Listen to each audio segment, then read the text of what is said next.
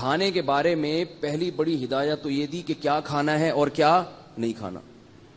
دوسرے مذاہب کے پاس نہیں ہے یہ ہدایتیں. کھانے میں پھر گوشت کو کیسے کھانا ہے, اس کو ذبح کرنا ہے. مخصوص جانوروں کا گوشت کھا سکتے ہو. جو لوگ یورپ جاتے ہیں کتنے پریشان ہوتے ہیں, وہاں سے کالز آتی ہیں حضرت حلال نہیں مل رہا, کیا کریں. ابھی چائنا میں ہمارے ایک دوست نے مجھے یہ تصویر بھیجی کہ میں چائنا آیا ہوں, حلال کے چکر میں ایک ہوٹل میں گیا ہوں کہ بھائی حلال ملے. کہہ رہے ہیں تو ہوٹلوں سے بدبو اتنی آتی ہے, ہمارا کوئی گندا بھی ہوٹل ہوگا نا تو قریب سے گزرو گے تو کھانے کی بہرحال خوشبو آئے گی, مزہ آ جاتا ہے. نہیں بھی دل چاہتا تو آدمی کہتے ایک چکر تو لگا لو, چاہے گندا ہی ہوٹل ہو. تو کہہ رہے ہیں کہ اتنی بدبو ہوٹلوں میں, اتنی بدبو. کہہ رہے ہیں بالآخر ایک ہوٹل میں گھسا, وہاں لکھا ہوا تھا حلال. تو وہ جو چکن آئی نا حلال, اس کی انہوں نے واٹس ایپ پہ مجھے اسی وقت تصویر بھیجی کہ یہ حلال ہے. وہ پوری مرغی رکھی ہوئی ہے, عجیب دیکھ کے اس کو گھن آ رہی ہے, اس کی سب کچھ صفائی نہیں کی ہوئی, ایسے ہی زندہ ابال کے لا کے رکھ دی, اس پہ لگا ہوا ہے حلال ہے. تو کتنی پریشانی ہوتی ہے مسلمان کو کہیں جا کے کہ بھئی اللہ نے منع کیا ہے وَلَا تَأْكُلُوا مِمَّا لَمْ يُذْكَرِ اسْمُ اللَّهِ عَلَيْهِ, جس جانور پہ اللہ کا نام لے کے ذبح نہ کیا گیا ہو اس جانور کو مت کھاؤ. اور یہ نہیں ہے کہ ریکارڈنگ چلا دی اللہ اکبر کی. اللہ نے کہا ہے جس جانور پر اللہ کا نام لیا گیا تو لینے والا انسان ہوتا ہے, ٹیپ ریکارڈ کا ذبیحہ حلال نہیں ہے. تو کتنا مشکل ہو گیا. لوگ حج پہ جاتے ہیں, وہاں فون کرتے ہیں کہ برازیل سے مرغی آ رہی ہے, مکہ اور مدینہ میں, وہاں پریشان ہو جاتے ہیں کہ اس مرغی کا ہم کیا کریں بھائی. ہم نے بڑی ایڑی چوٹی کا زور لگا لیا, ہمیں خود سمجھ میں نہیں آ رہا کہ یہ سعودیہ کی مرغی کو ہم حلال کہیں حرام کہیں. اب اگر ہم حرام کہتے ہیں تو عجیب ہے کہ مکہ میں بھی مرغی حرام بک رہی ہے. کیا خیال ہے بھائی, مکہ میں مرغی ایک دارالاسلام ہے, مسلمانوں کا مرکز ہے, وہاں بھی مرغی کیا ہے, مردار کھا رہے ہیں حج کرنے والے. جو مردار یہاں ہمارا چرسی نہیں کھاتا, کوئی رینچی نہیں کھاتا, وہاں حاجی کیا کھا رہے ہیں, مردار. اور اگر ہم اس کو حلال کہتے ہیں تو پھر یہ کہ بھئی ہمارے گلے نہ پڑ جائے قیامت کے دن. اللہ کہیں تم نے کہاں تحقیق کی ہے اس. تو ایک مشکوک ہے. اس لیے جب سعودی عرب جایا کرو کوشش کیا کرو وہاں کی مقامی مرغی کھاؤ. حج کرنے جب جاتے ہیں نا تو وہاں پوچھ لیں کہ بھئی یہاں جو ذبح ہوتی ہے نا سعودیہ میں وہ چاہیے, باہر سے امپورٹڈ نہیں چاہیے ہمیں.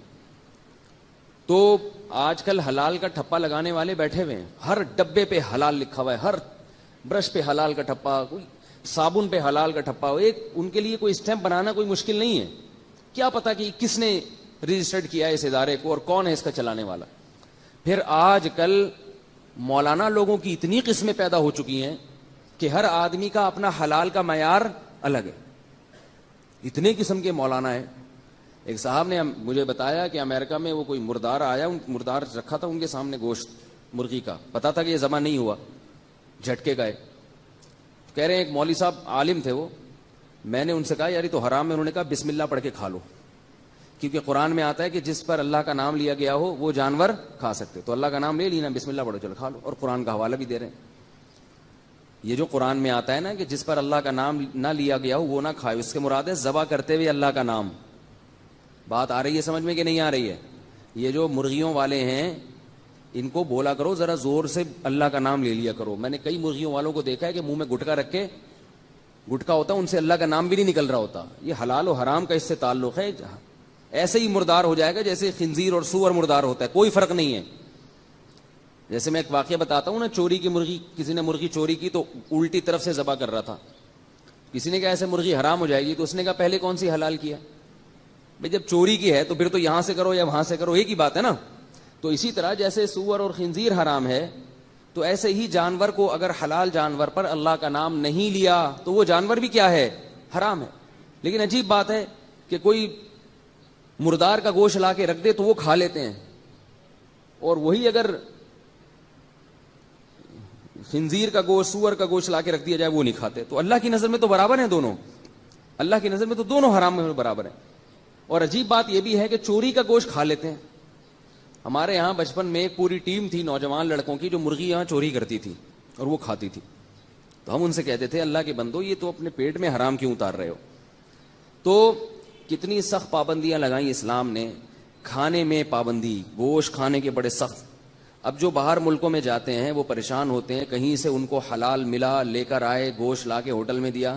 اب وہ ہوٹل والا جس فرائی پین میں اس کو فرائی کرتا ہے اسی فرائی پین میں سور کا گوشت بھی پکایا جا رہا ہے, کتے کا گوشت بھی پکایا جا رہا ہے.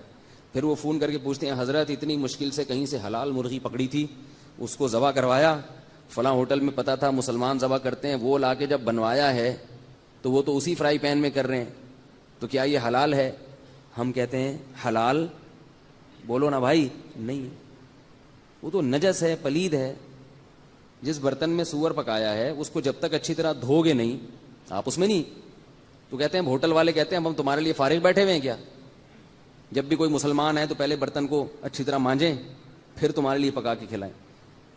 تو کچھ لوگ تو کیا کرتے ہیں کہ وہ پھر اٹرم پٹرم سب کھانا شروع کر دیتے ہیں.